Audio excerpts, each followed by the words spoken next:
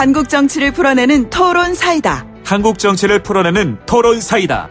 YTN FM 출발 새 아침. 여의도 중계석.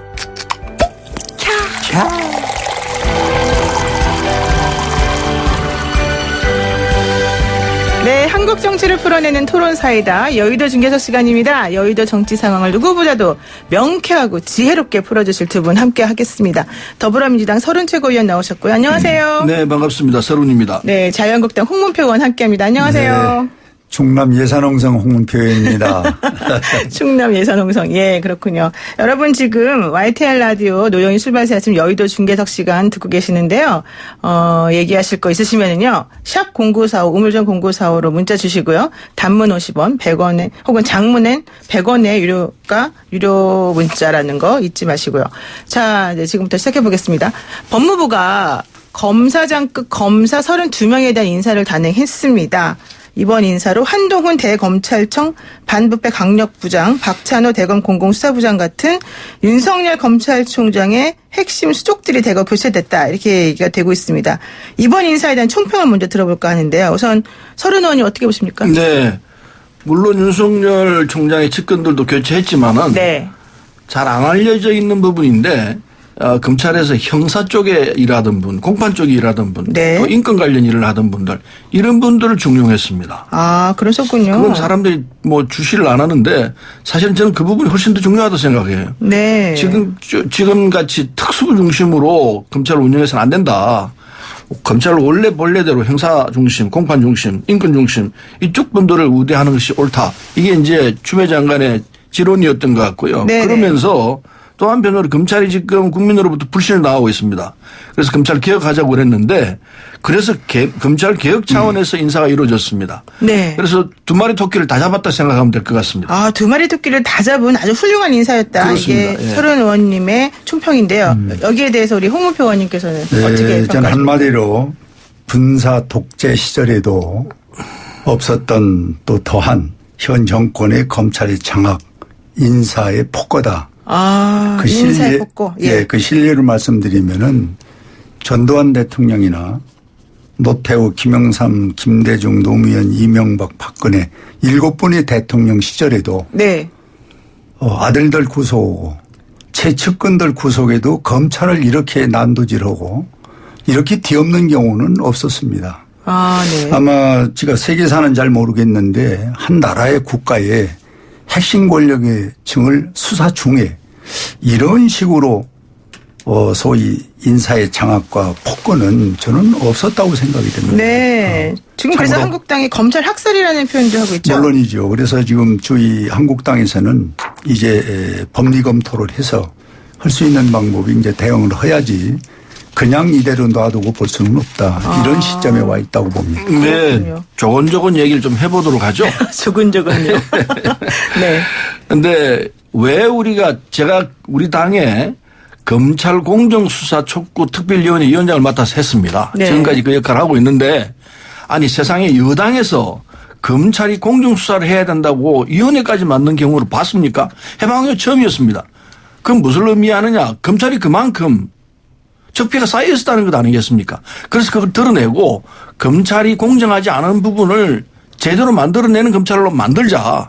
이게 국민들이 바라는 사법개혁이었습니다. 검찰개혁이었습니다. 그걸 하기 위해서 인사권을 행사한 겁니다. 제대로 된 인사권을 발휘해서 아까 말씀드린 대로 검찰이 그동안 특수부 중심으로 운영해 왔는데 그거 안 된다.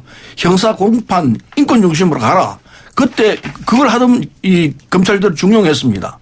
그러다 보니까 그 자리에 누가 나가게 됐느냐. 특수부 있던 사람들이 다 나갔습니다. 그 사람들이 다 윤석열 총장의 측근들이었습니다. 그 사람들이 뭘 했느냐. 그 사람들이 검찰에 공정하지 못한 짓을 한 거죠. 그걸 드러낸 겁니다. 당연히 해야 할 걸 했던 것이고 법무부 장관이 그걸 안 했으면은 아마 국민으로부터 지탄을 받았을 겁니다. 뭐 하느냐. 검찰 공정한 검찰로 만들려고 그랬는데 공정하지 않은 대로 이를 두고 갈 것이냐. 뭐 정리한 거죠. 자, 네. 제가 한 말씀을 더 공정성을 생명으로 붙이면은 해야 한다.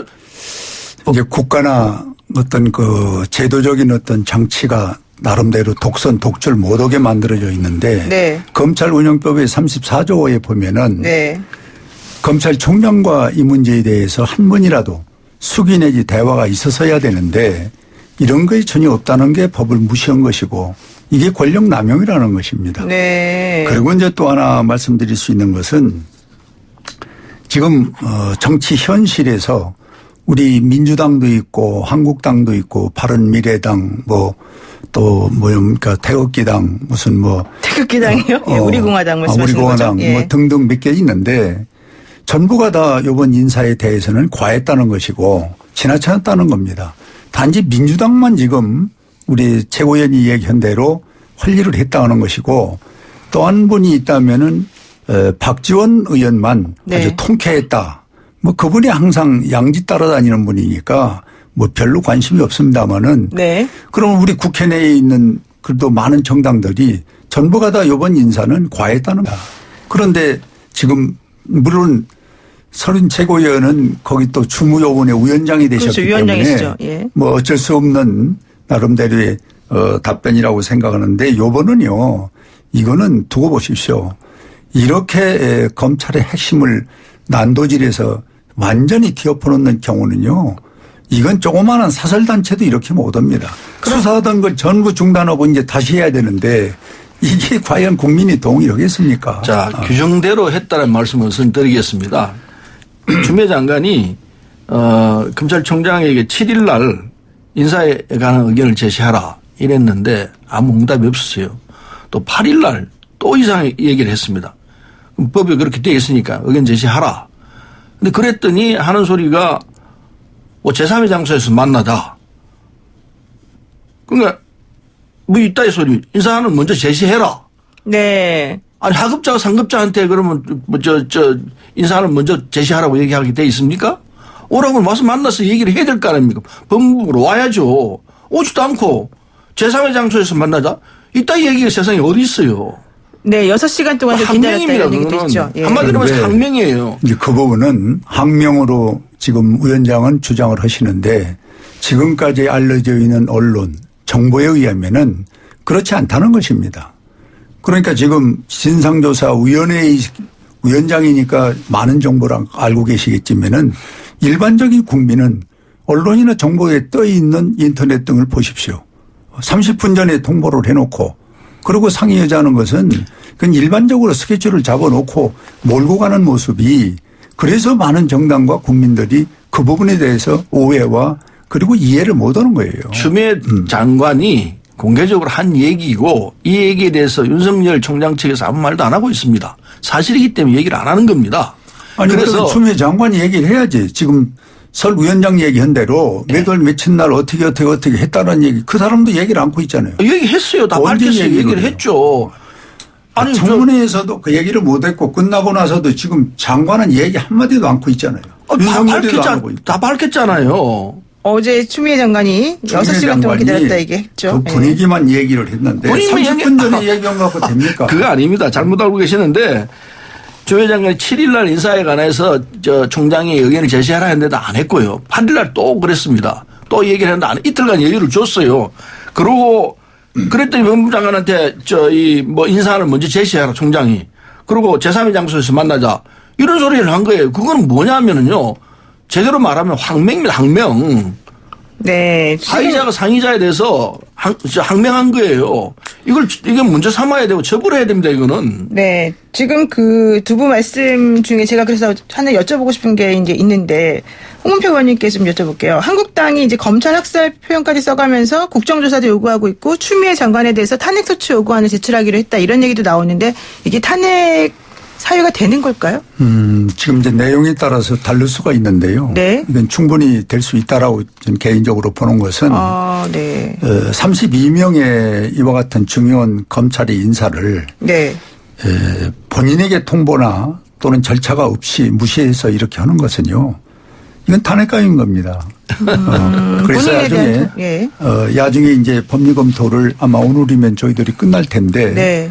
이거는 분명히 지금 직권 남용으로서 이런 파장과 이런 근본을 무시하고 이렇게 하는 행동은 이건 뭐 탄핵을 여기서 한 발 어디서 받습니까? 네. 근데 장관은 지금 절차는 다 지켰다. 오히려 윤 총장이 안 지킨 거다 이런 얘기를 하고 있어서. 바로 이제 그 부분이 여기서도 지금 엇갈리고 있는데 차라리 그럴 바에는 기자회견 같은 거를 언론을 통해서 이 장관 있는 대로 얘기를 해줘야 됩니다. 네. 납득할 수 있는 걸. 그러면 근데요. 또 검찰에서 얘기할 거 아닙니까? 네. 난 그런 일 없다든지. 그런데 그런 얘기를 일방적으로 약간 흘려만 놓고 그리고 장본인은 입을 다물고 있으니까 네. 국민은 오해를 하는 거고 언론과 정보를 보고 알 수밖에 없는 거죠. 네. 근데 이제 야당에서는 뭐 말로는 뭘 못하겠습니까? 뭐 탄핵한다 어쩐다 대통령까지 탄핵하겠다 나오는데 근거가 있어야 탄핵을 하죠. 지금 이 장관은 법적 절차에 따라서 정당하게 인사권을 행사한 겁니다. 근데 그걸 갖다 탄핵하겠다면은 무슨 근거로 탄핵을 한다는 겁니까? 무슨 법적 잘못이 있어서 탄핵한다는 겁니까? 구체적인 잘못을 내놓고 얘기를 해야 됩니다. 말로만 탄핵한다. 그게 야당이 지금까지 국민으로부터 지지를 못 받고 있는 이유 중에 하나입니다. 정확하게 근거를 대면서 이런 법적인 문제가 있기 때문에 탄핵을 하겠다, 뭘 잘못 지적하겠다 해야 되는데 말도 좀 가려가면서 해야 됩니다. 야당은 왜 그렇게 강하게 말합니까? 국민들이 이제 실정이 나요. 좀 제대로 된 내용을 짚어가면서 얘기를 해줘야 되는데 그냥 계속 장애 집회를 하면서 삭발하고 단식하고 그런다고 문제 해결됩니까? 그러니까 여부가면 삭발 단식을 하겠습니까? 어제도 말입니다. 어제도 안 들어왔습니다, 국회. 참 보기 딱하더라고요. 네, 안 그래도 왔어. 진짜, 예, 그 얘기 네, 잠깐 해볼게요. 네, 어제 이제 검찰 인사 후폭풍이 국회까지 이어져서 결국 한국당은 본회의를 불참을 했는데요. 그래서 결국 형사소송법 개정안도 상정이 되고 또 민생법안이 다 표결이 맞춰졌습니다. 이제 앞으로 어떻게 진행이 될까요? 막판 타협이 좀 가능해지겠습니까? 13일 표결한다는데. 근데 안 되니까요. 솔직히 말씀을 드리면은 공수처법이 통과되는 그 시점에 해서 제가 공개적으로 얘기하는 게 좀 그렇긴 한데 거의 전의를 상실했다는 느낌을 받았습니다. 한국당이 전의를 상실했다고 보시는군요. 그래서 이게 이제 뭐 어쨌든 결과적으로는 국회가 정상화되겠구나 이렇게 생각을 했는데 네. 저 같으면요 솔직히 얘기하겠어요. 원내대표 바뀌었지 않습니까? 나경원에서 네. 바뀌었다면은 과감하게 우리가 방향을 좀 틀겠다. 여당이 협조하겠다. 협조하는 모습을 정확하게 하겠다. 네. 그러나 여당이 잘못하면 과감하게 반대하겠다. 이렇게 나갔더라면은 국민 지지가 좀 달라질 거라 생각합니다. 전략을 바꿨어야 된다 이런 얘기를 하시는 것 같은데요. 똑같이 지금 어제 같은 경우에도 안 들어왔거든요. 그러니까 결국은 우리가 다 한국당에 했습니다. 네. 민생법은 다 통과시켰는데 같이 하는 게 맞다고 생각합니다. 네, 어떻게 보십니까? 한국당의 네. 전략은 뭐 민주당에서 걱정해 주니까 고마운데 정치가 그렇지는 않고 네. 중요한 것은 국회 안에 교섭단체가 아닌 4+1이라는 이 정체불명의 집단이에요. 그러면 여기에 먼저도 여기서 나와 얘기했지만은 애국당도 국회의원 둘 있는 정당이면 그 정당도 넣고 이런 4+5+ 뭐 이렇게 한다면 조금 국민들이 수긍하는데 네. 자기에게 반기를 들고 맞지 않는 데는 빼고 말 잘 듣는 2중대 3중대를 데리고 어떻습니까? 국민이 낸 세금은 이거 분명히 여야가 같이 합의해서 예산 논의해야 되는 거예요. 선거법도 그래. 공수처도 그래. 요번에 이 검찰의 인사조치도 그래. 이건 완전히 독선이거든요. 그럼 이거를 보고 우리가 가만히 있는다? 그러면 야당으로서의 가치가 뭐가 있습니까? 그게 어제도 우리가 의원총회를 해보니까 들어가자는 분들도 있었고 우리가 들어가지 않고 그냥 이 독선 독주에 밥상만 차려주는데 들러리 없을 수가 있느냐. 네. 그런 측도 있고 그게 갑론을박이 많았는데 제일 중요한 것은 시민단체나 많은 주변에 있는 분들이 제1야당에 대해서 할 일을 못 하고 있다는 것이죠. 그럼 우리가 몸부림을 쳐본들 2중대, 3중대, 4중대가 모여갖고 이렇게 독선 독주하면은 막을 길이 없습니다. 네. 우리 몸으로 항거하는 거 외에는 방법이 없잖아요. 한국당이 할 수 있는 게 없었다 이런 얘기이신 것 같아요. 2중대, 네. 3중대라 말하는데 우리하고는 전혀 다른 당들입니다. 당연히 다르지. 당연히 다르지만 행동을 같이 하니까 문제지. 검찰 그게. 개혁을 해야 한다는 국민적 여망에 함께하는 정당들입니다. 정의당하고 우리당하고 다를 수밖에 없지 않습니까? 바른미래당하고 우리도 다릅니다. 민평당하고도 다른 아니, 당이고 다른데. 각자가 입장에 따라서 행동하지만은 적어도 검찰 개혁이라는 국민적 요구에는 함께한다는 뜻입니다. 그래서 4+1이 있는 겁니다. 아니 우리도 예산안도 그렇죠. 네. 예산안도 통과를 시켜야 될 거 아닙니까? 공수처법 엄마 좀 23년 된 법입니다. 자, 의원님 23년 만에 통과시켜야 검찰 됩니다. 개혁은 우리 한국당도 필요한 겁니다. 그런데 절차와 순서가 있는 거 아니에요. 대통령의 말 한마디에 법무부 장관은 취임된 지 며칠 되지도 않아서 이미 각본회의에서 행동 오는 사람으로만 남아 있고 그리고 검찰의 책임자라고는 총장은 말 한마디 없고 그리고 일방적으로 이렇게 독선적으로 인사를 해버리면은 이 대한민국에 법이 있는 나라입니까? 아까도 얘기를 했지만은 네. 과거 7분의 대통령 할 때 자기 아들들 구속하고 친인척 구속에도 이런 짓은 안 했어요. 네. 이거는요. 누가 뭐라 그래도 과거에 비교하고 현실의 상황을 놓고 볼 때 이건 문재인 대통령이 너무 독선적이고 그리고 추미애 장관 된 지 며칠 됐다고 이렇게 일방적으로 이거는요 인사 폭거가 검찰이 아니라 네. 불공정한 상황이기 때문에 그건 하루라도 빨리 바꿔야 되고요. 그걸 제대로 했는데 그걸 불공정 독선 뭐 이렇게 나온다면은 앞뒤가 틀린 거죠. 네, 토론이 너무 뜨거워서 잠깐 쉬었다가 저희가 다시 진행해야 될 것 같습니다. 잠시 전하는 말씀 듣고 오겠습니다.